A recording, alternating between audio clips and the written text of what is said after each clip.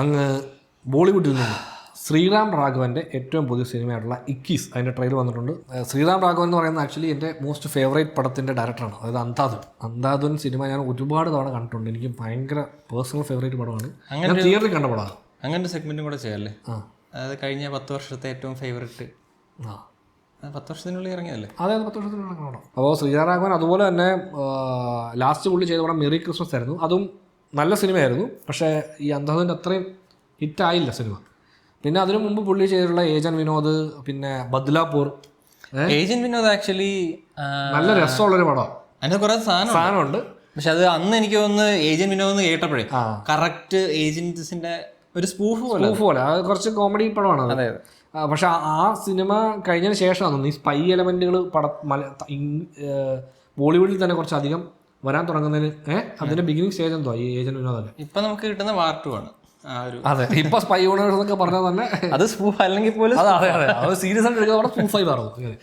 So നമുക്ക് ഇക്കീസിന്റെ trailer ഒന്ന് കണ്ടു നോക്കാം.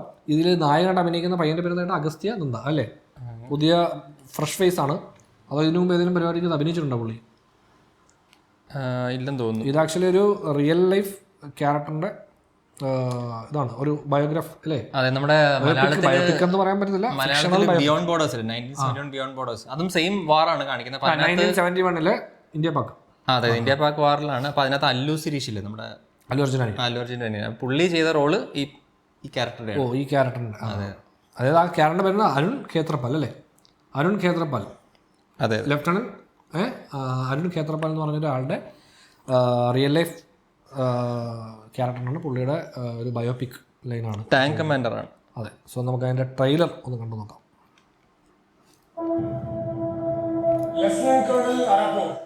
ദിനേഷ് വിജയൻ, മാഡോക് ഫിലിംസ് ആണ്.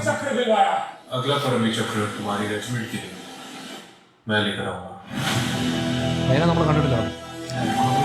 ഖേത്രപാൽ आज से ब्रेक करें 2 घंटे की प्रैक्टिस करेगा आउटसाइड द टेम्पल जो पिछले 20 सालों में नहीं हुआ वो अब होगा. I tried my best to be a leader who will make you proud.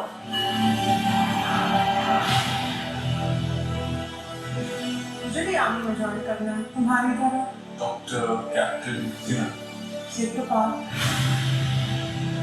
Water पे हालात और नाम लिखा है. I'm going to war. मेरे बहादुर शेर की तरह लड़ना.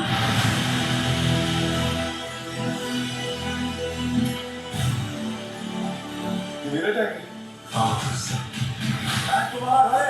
जितना साफ घर रहेगा उतना साफ दिमाग रहेगा. जंग के मैदान पे गौर करेंगे आप जीतने के बाद लाहौर में तो मुझसे आर्मी की कहानियां सुनाया करता है. वो മൈനല്ലായിരുന്നു അത്. शायद आपके हिस्से नहीं उसे जाबाज बनाती. और वो जवाज ഓ, ധർമ്മേന്ദ്ര. अब एक किस्सा बन गया. आपका बेटा न सिर्फ हिंदुस्तानी बल्कि पाकिस्तानी फौज के लिए भी एक मिसाल है साहब.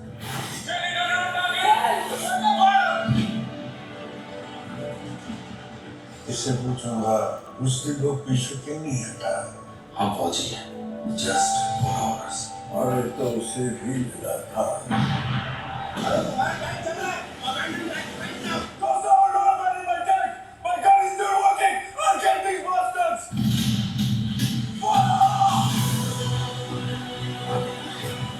ഓ, അത് കിടിലൻ ഷോട്ടായിരുന്നല്ലോ അത് അല്ലേ?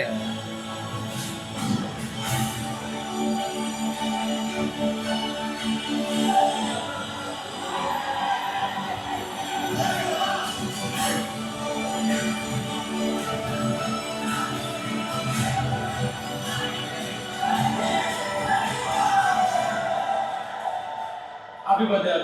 Thank you sir. उम्र 21. सब लड़ाई होने वाली है. അതാണ് ഇക്കീസ്. ഇക്കീസിലും പുള്ളി ഫയർ ആയിരുന്നു. 21 വയസ്സിൽ നമ്മളെന്ത് ചെയ്തിരുന്നു? ഓഹ്, ഇതേപോലെ ചിന്തിക്കണ്ട. 21 വയസ്സിൽ നമ്മൾ എന്താ ചെയ്തത്? ഒന്നും ചെയ്തിട്ടില്ല.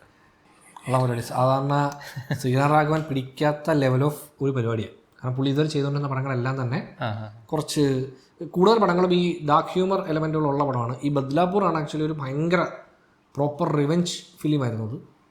അങ്ങനെ കുറച്ച്, അതായത് ഈ ജോണർ പുള്ളി ഫസ്റ്റ് ടൈം ഹാൻഡിൽ ചെയ്യണം. ഡെഫിനറ്റ്ലി കാണുന്ന പടമായിരിക്കും. കാരണം ശ്രീധർ രാഘവന്റെ ഫാനാണ് ഞാൻ. എനിക്ക് മറ്റേ കണ്ടുപിടി മറ്റേ റഷ്യൻ ടാങ്ക് ബാറ്റിൽ ഫിലിംസ് ഉണ്ട്, T-34. വേറെ ഉണ്ട്, 1-2 ഞാൻ കണ്ടിട്ടുണ്ട്. അതായത് ഈ T-34 ആയിരുന്നു ഒരു 50 കോടിക്ക് എന്തോ എടുത്തത്. അതെ, T-34 വളരെ ലോ ബജറ്റ്, അതായത് നമ്മളെ ബജറ്റ് അനുസരിച്ച് വളരെ ലോ ബജറ്റ് നമ്മൾ കണ്ടാൽ തോന്നില്ല. അല്ല, അതിന്റെ VFX സീക്വൻസുകൾ കുറെ നല്ല ഞാൻ VFX ബ്രേക്ക് ഡൗൺ ഒക്കെ കണ്ടിട്ടുണ്ട്. അപ്പൊ മറ്റേ ഒരു ഗംഭീര ഷോട്ട് ഉണ്ടായിരുന്നു. അതെ, മറ്റേ ടാങ്കിന്റെ ഇതിനകത്തൂടെ ഫേസ് ഒക്കെ മൊത്തത്തിൽ VFXും, അതായത് ഈ ബ്ലാസ്റ്റ് ഒക്കെ നമുക്ക് സാധാരണ ബ്ലാസ്റ്റ് എലമെന്റ്സ് നമ്മുടെ പടങ്ങളിൽ വെക്കുമ്പോഴത്തേക്ക് അതിന്റെ സ്കെയിലിന് ഡിഫറൻസ് ഉണ്ടാവും. ഈ സാധനം പൊട്ടിയാൽ ഈ ബ്ലാസ്റ്റിന്റെ ഒരു സ്കെയിലിന് റേഡിയസ് ഒക്കെ ഉണ്ടാവും. അതെപ്പോഴും കുറച്ച് റോങ് ആയിരിക്കും. ഇവര് കുറച്ച് റിയൽ ആണെന്ന് തോന്നുന്നു. ഒന്നെങ്കിൽ റിയൽ അല്ലെങ്കിലും അത് ഭയങ്കര ഇപ്പൊ റിയൽ ചെറുതായിട്ട് ചെയ്താൽ അതിനെ ഇത് ചെയ്യാലോ, എക്സ്പാൻഡ് ചെയ്യാലോ VFXൽ. പക്ഷേ ഈ എലമെന്റ്സ് ഇടത്തില്ല. അതായത് നമ്മൾ ശ്രദ്ധിച്ചാൽ മതി, ഈ ബ്ലാസ്റ്റ് ഇടുമ്പം വളരെ ക്ലാരിറ്റിയിലായിരിക്കും ആ ബ്ലാസ്റ്റ് കാണുന്നത്. അതിന്റെ ഇപ്പുറത്തെ പൊടിയോ ഒന്നും ഡെബ്രി ഒന്നും നമ്മൾ കാണിക്കില്ല. ബ്ലാസ്റ്റിന്റെ ആ ഒരു കളറും ഒക്കെ ആയിരിക്കും നമ്മൾ. പക്ഷെ ഇത് കുറച്ചുകൂടെ റിയലിസം ഉണ്ട്. ആക്ച്വലി ബ്ലാസ്റ്റ് ഉണ്ടായി കഴിഞ്ഞാൽ നമ്മൾ ഏത് ക്യാമറ കൊണ്ട് അത് ഷൂട്ട് ചെയ്താലും അത് പ്യൂർ വൈറ്റ് ആയി പോവാണ്. അതായത് ബേൺ ആവും.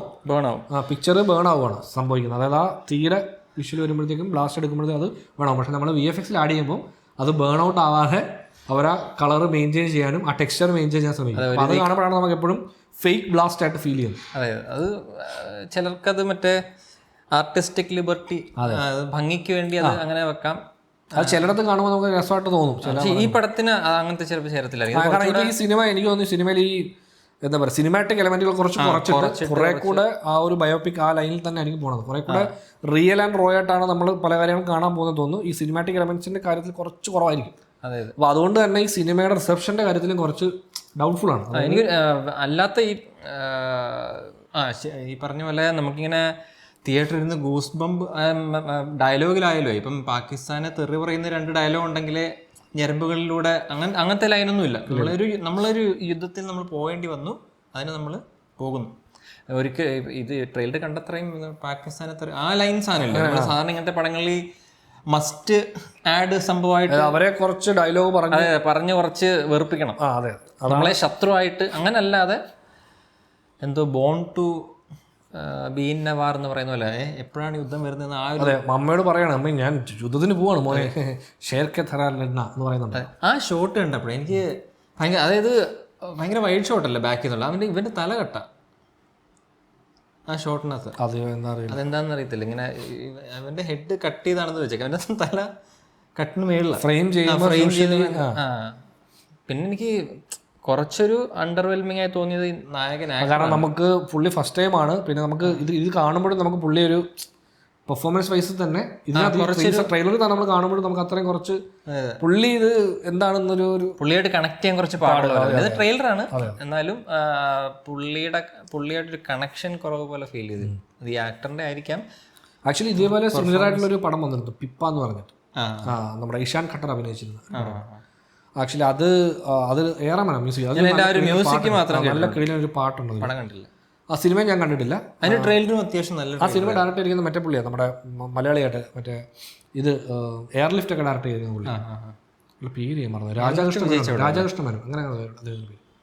ആ സിനിമ അത്ര വിജയിച്ചില്ല എന്ന് എനിക്ക് തോന്നുന്നു. ഇപ്പൊ വിജയിച്ചില്ല. എയർലിഫ്റ്റ് വിജയിച്ചാന്ന് തോന്നുന്നു. എയർലിഫ്റ്റ് നല്ല അടിപൊളി. അപ്പം അതാണ് മെയിൻ. പിന്നെ ഈ മേക്കപ്പും അങ്ങനെ ഒരു വാർക്ക് കുറച്ച് ക്ലീൻ ആയിട്ട് ഫീൽ ചെയ്തു, ലുക്ക് വൈസ്, അതേ ഉള്ളൂ. പിന്നെ ടാങ്ക് ബാറ്റിൽസ് നമ്മൾ പൊതുവെ നമ്മളധികം വർക്ക് ചെയ്തില്ലാത്ത ഏരിയ ആണ്. അപ്പം ടാങ്ക് ബാറ്റിലിന്റെ കുറച്ച് ഡീറ്റെയിൽ പരിപാടിയെ കൊണ്ട് രസമാണ്. അതെ. അപ്പോൾ T-34 എന്ന് പറഞ്ഞൊരു പടമുണ്ട്, അത് കാണാത്തവർ ഉണ്ടെങ്കിൽ കണ്ടു നോക്കുക, ഭയങ്കര ഇൻട്രസ്റ്റിംഗ് പടമാണ്.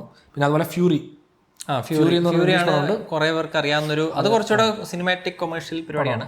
T-34 അങ്ങനെ തന്നെ സ്റ്റൈലിഷ്ഡ് പടം. അതെ, അതുകൊണ്ട് ഈ 2 പടം കാണാത്തൊരു T-34 കുറെ കൂടെ സ്റ്റൈലിഷ് ആണ്. ഇങ്ങനെ സ്റ്റൈലിഷ് ടാങ്ക് ബാറ്റിൽ പരിപാടിയാണ്. ഇത് കുറച്ചുകൂടെ റിയലിസ്റ്റിക്. ഇവിടെ എനിക്ക് എപ്പോഴും ഈ പറയുന്ന പോലെ നമുക്കിവിടെ കാണാത്തതുകൊണ്ട് തന്നെ ഈ ടാങ്കിനകത്ത് ഈ മിസൈൽ ഓടി ആ സാധനം ആ ഒരു സീക്വൻസ് കാണുമല്ലോ ആദ്യമായിട്ട്. അപ്പോൾ ആ സീക്വൻസിനൊക്കെ ഒരു രസമായിട്ട് ചെയ്യാൻ പറ്റിയ പടമാണ്. അപ്പോൾ ഏതായാലും സിനിമ വരട്ടെ, നമ്മൾ കാണുന്നതായിരിക്കും.